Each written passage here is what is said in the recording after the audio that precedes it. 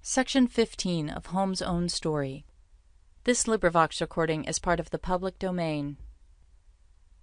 Motives. Had my early life and associations been such as to predispose me toward such criminal proceedings, still the want of motive remains.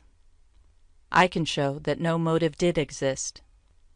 Those who know me personally can see that it could not have been avarice, for whenever I possessed even a small surplus of ready money, those whom I was owing or friends in need of same could always receive the most or all I possessed. Any ungovernable temper is excluded, for I do not possess it. Appetence cannot be ascribed as a motive, age and other circumstances, to a great extent excluding the same.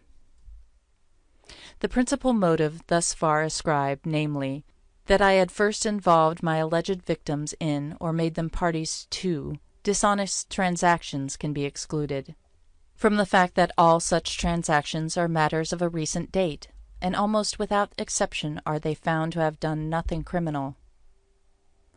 Either one of the foregoing I should prefer having my supposed shortcomings attributed to, than only the remaining motive I can think of, namely, insanity, to which, either hereditary or acquired, I can plead not guilty, and be substantiated in doing so by a sufficient number of medical experts, whose testimony cannot be lightly overlooked.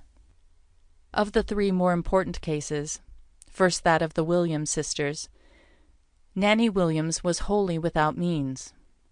The following account will show that I had given Hatch the $500 he wished to borrow of me in Burlington.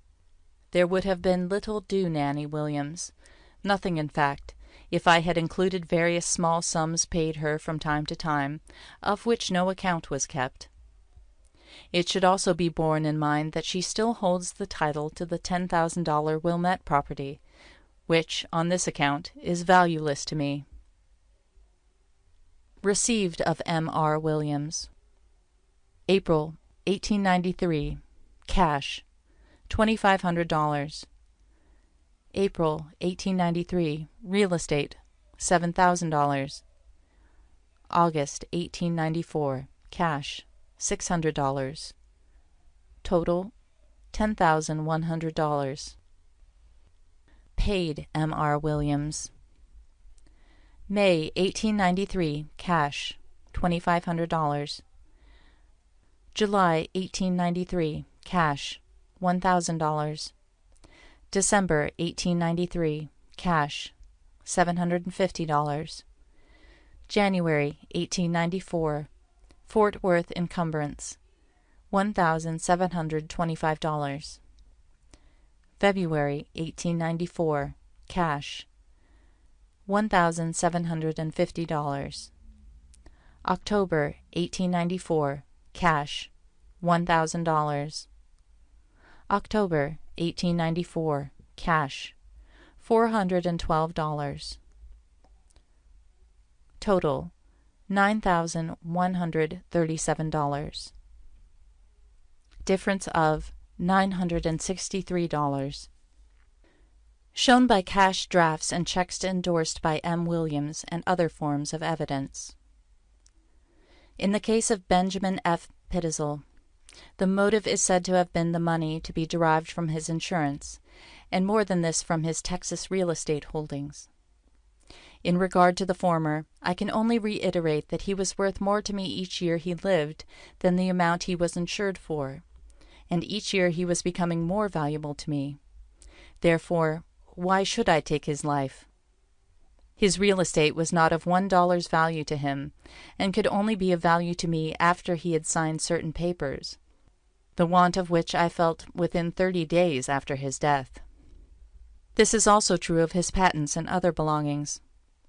The claim that I designed to kill the 6 other members of the Pitezel family, to avoid being held accountable for the small sum of $5,200, seems too unlikely a motive to call for a denial, and, excluding this, it will be hard to find another, when the care and attention I have given them for years is considered. In conclusion, I wish to say that I am but a very ordinary man, even below the average in physical strength and mental ability, and to have planned and executed the stupendous amount of wrongdoing that has been attributed to me would have been wholly beyond my power. And even had I been able to have performed it, a still greater task would have been the successful elaboration of a story at the time of my arrest that, if untrue, would have provided for the many exigencies that at that time I could not have known would have occurred later in the case.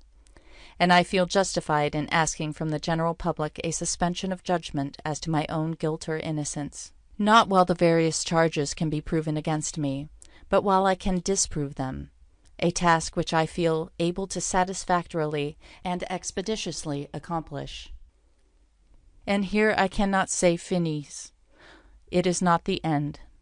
For besides doing this, there is also the work of bringing to justice those for whose wrongdoings I am today suffering. And this not to prolong or save my own life, for since the day I heard of the Toronto horror I have not cared to live. But that to those who have looked up to and honored me in the past it shall not in the future be said that I suffered the ignominious death of a murderer. End of Holmes' own story, in which the alleged multi-murderer and arch-conspirator tells of the 22 tragic deaths and disappearances in which he is said to be implicated, with Moyamensing Prison Diary Appendix, by Herman W. Mudgett. Recording by Anonymous.